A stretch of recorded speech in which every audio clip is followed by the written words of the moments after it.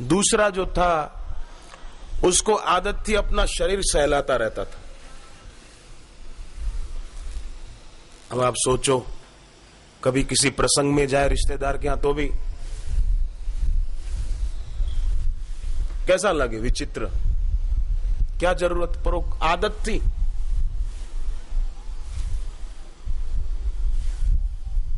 ऐसा करता रहता। और तीसरे को आदत थी बार बार हाथ पानी में डालता। घर पे काम कर रहा हो, बाल्टी भर के ही रखता, बार बार बाल्टी में हाथ पानी में।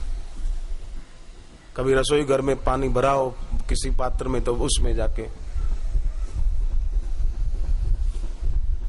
घर में कोई रिश्तेदार आए बात कर रहे हैं तो मैं अभी आया, बाल्टी में पानी में हाथ डाल के। तो कैसा विचित्र लगे, ये आदत थी। तो उनके एक परिचित व्यक्ति ने इन तीनों की ये आदत, तीनों दोस्त थे, इन तीनों की आदत छुड़ाने के लिए उनको कहा कि मैं तुमको 1,000 रुपया दूंगा, एक दिन के लिए आप तीनों ये आदत छोड़ दो। न वो शरीर सहलाएगा, न तू बार बार हाथ पानी में डालेगा, और न श्रीमान आप आंख मलोगे। एक दिन हिम्मत करो, 1,000 रुपया इनाम। तीनों को लगा कि काम कोई नहीं करना और 1,000 रुपया सीधा मिल रहा है, बुरा क्या है, एक दिन तो कंट्रोल कर लेंगे। उस सेठ की भावना थी कि एक दिन छोड़ेंगे तो फिर 2 दिन भी छोड़ सकेंगे। ऐसा करते करते इनकी आदत छूट जाएगी। तो उन्होंने कहा शर्त मंजूर, 1,000 रुपया दोगे? बोले दूंगा। तो तीनों को नाव में बिठाया कि चलो सैर भी हो जाएगी इस बहाने। कुछ और लोग भी बैठे उसके परिचित। नाविक नाव चला रहा है। अब ये 3 जो थे इनसे रहा नहीं जा रहा था आदत के अनुसार, पर 1,000 रुपया दिख रहा था एक तरफ और एक तरफ अपनी आदत।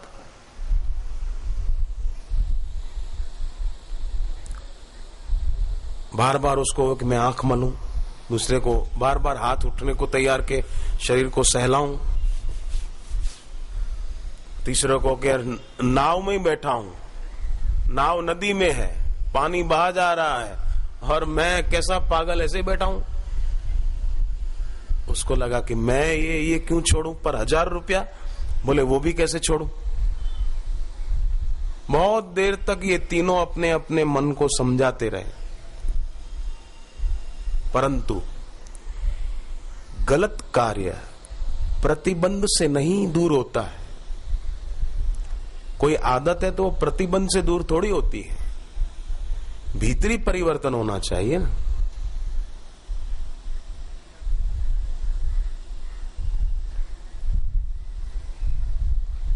अब जबरन उनको 1,000 रुपए का लालच देकर बिठाया गया था, पर संस्कार जगे इनके, वो कहां जाएंगे। संस्कारों की शुद्धि होनी चाहिए, वो तो हुई नहीं सत्संग के द्वारा, तो संस्कार जगे। तो एक बोला मैं आपको एक बात बताता हूं। सबको लगा चलो यात्रा में है, बता भाई क्या बता रहा है। बोले मेरे एक मामा थे, बड़े अच्छे आदमी थे, जिसको आंख मलने की आदत थी ना। वो बोला मेरे एक मामा जी थे, बहुत अच्छे आदमी, गांव में रहते थे। उन्होंने कुछ बकरियां पाली हुई थी और बकरियां भी बड़ी अच्छी थी, मोटी तगड़ी थी। और बकरियों के तो आपको बोले पता ही है, कान बड़े बड़े होते हैं बकरी के। और बोले मेरे मामा की बकरियां ऐसी होशियार थी कि उनके बड़े बड़े कान होते थे ना, वो अपने कानों से अपनी आंखें मलती रहती थी, ऐसे ऐसे करती थी। अब ऐसा करके उसने अपना काम बना लिया, आंखें मल ली। बोले बकरियां अपने कान से आंखें मलती थी ऐसे ऐसे, इधर कान बड़े बड़े, वो कान यूं लाकर ऐसे आंखें मलती थी। उन 2 को लगा कि इस कमबख्त ने अपना काम बना लिया। काम बनाया का काम बिगाड़ा। तो दूसरा था जो शरीर सहलाता रहता था, आदत थी, उसको भी खुजली हुई कि मैं क्यों रह जाऊं। उसने कहा मेरे एक दादा थे, मैं भी आपको मेरी सुनाऊं। मेरे दादा थे, वो बहुत बड़े पहलवान थे, बहुत बड़े पहलवान थे। अखाड़े में जाते ना कुश्ती करने, तो पहले अखाड़े की मिट्टी उठाकर वो अपने शरीर को लगाते थे, फिर दूसरी मिट्टी उठाते दूसरे हाथ से वो लगाते। ऐसा करके इसने भी अपना शरीर सहला दिया। ऐसे पहलवान थे, ऐसे सहलाते थे, मिट्टी लेकर ऐसा लगाते थे। तीसरे को लगा कि इन दोनों ने काम बना लिया तो मैं क्यों रह जाऊं। तो बोला कि पागल हो तुम दोनों, तेरे मामा अभी हैं धरती पर, जो बकरी वाली बात बोला है। बोले नहीं, वो तो मर गए। दूसरे को कहा कि तू मेरा दोस्त है, मैं मानता हूं, पर तू बता तेरे दादा की तूने बात बताई, वो अखाड़े की मिट्टी लगाते थे, पर तेरे दादा भी जिंदे हैं? बोले नहीं है। मर गए ना, तेरे मामा मर गए? बोले हम मर गए। दादा मर गए? मर गए। तो बोले पागल, उनको तुम याद करते हो, इतने अच्छे थे, पर तुम लोगों को चाहिए कि उनको श्रद्धांजलि अर्पित करनी चाहिए। पागल, देख मैं दिखाता हूं कैसे श्रद्धांजलि दी जाती है। हाथ डाल दिए नदी में, ऐसे ऐसे ऐसे दी जाती श्रद्धांजलि। ऐसा करके उसने भी आदत अपनी बदली नहीं। 1000 रुपए की शर्त रखी गई, पर संस्कार जगे और उन्होंने आखिर वो, एक ने हाथ पानी में, एक ने शरीर सहला दिया, एक ने आंखें मल दी। तो जब भीतरी रूपांतरण न हो तब तक आदमी अब क्या कहें, वो वैसा ही बना रहता है। इसलिए सहजोबाई ने जो रास्ता अपनाया वो बड़ा ही हितकारी रास्ता। हरि ने कुटुंब जाल में घेरी, हरि ने कुटुंब जाल में घेर दिया। ये मेरा चाचा है, ये चाचा के बेटे का बहनोई है, मेरे चाचा के बेटे के बहनोई के दोस्त का भतीजा है। जो कईयों को तो मजा आता है ना। एक आदमी एक गांव से गुजर रहा था, तो एक घर के सामने खड़ा होकर सोचने लगा कि मेरे को खाना टाइम हो गया रोटी का, अब क्या करूं, यहाँ तो कोई रिश्तेदार भी नहीं। तो एक घर के सामने बेर का पेड़ था, कंटीला पेड़ नहीं था, बेर का, सर्दियों में बेर पकते, तो उसके घर चला गया अंदर, पेड़ के सामने जो घर था। अरे आप मेरे को भूल गए क्या? सीधा घर जाते ऐसा ही बोल दिया, अरे आप भूल गए, मैं आपका दूर का रिश्तेदार हूं। तो घर वालों ने सोचा होगा, आओ आओ, बोला आओ बैठो, खाओ, खाने का टाइम हुआ था। उसने भरपेट खाया, बोले बहुत बहुत धन्यवाद, अब मैं जाता हूं। तो घर वालों ने कहा ये तो बताओ आपका और हमारा रिश्ता क्या है? आप कह रहे थे दूर का रिश्तेदार है मेरा, तो क्या रिश्ता है आपका मेरा? बोले आपके घर के सामने बेर का पेड़ है ना? हाँ। बोले मेरे घर के सामने भी बेर का पेड़ है, बादरायण संबंध है। बादरायण, बेर के पेड़ को बादरायण कहते हैं, बादरायण संबंध अपना। यहाँ भी पेड़ है, मेरे घर के वहां भी पेड़ है, ये संबंध है। हरि ने कुटुंब जाल में घेरी, गुरु ने काटी ममता बेरी। गुरु ने ये ममता का जाल काट डाला, बड़े मीठे उलाने दिए सहजोबाई ने। गुरु ने काटी ममता बेरी। जिस ममता के कारण जन्म और मरण चलता रहता है, तो उस गुरु ने कृपा कर दी कि जन्म मरण जिस ममता के कारण चले उसको ही काट दिया। और ममता कहाँ हो गई? तुलसी ममता राम से। हनुमान जी की पूंछ जलाई गई। रावण ने सोचा कपि के ममता पूंछ पर, वानर की ममता उसकी पूंछ में होती है, तो इसकी पूंछ जला दो तो अपने आप ये दुखी हो जाएगा। तो हनुमान जी हंसने लगे, बोले मेरी पूंछ भले जला दो, मेरी ममता पूंछ में है ही नहीं, मेरी ममता तो भगवान के चरणों में है। तुलसी ममता राम से, समता सब संसार। तो हनुमान जी का क्या बिगाड़ लिया उसने? गुरु के सम हरि को न निहारूं, मैं तुम्हें समान न रख पाऊंगी। अब देखो तुलसीदास जी भी बोले हैं गुरुम शंकर रूपिणम, मैं उन गुरु को प्रणाम करता हूं जो शिव स्वरूप है।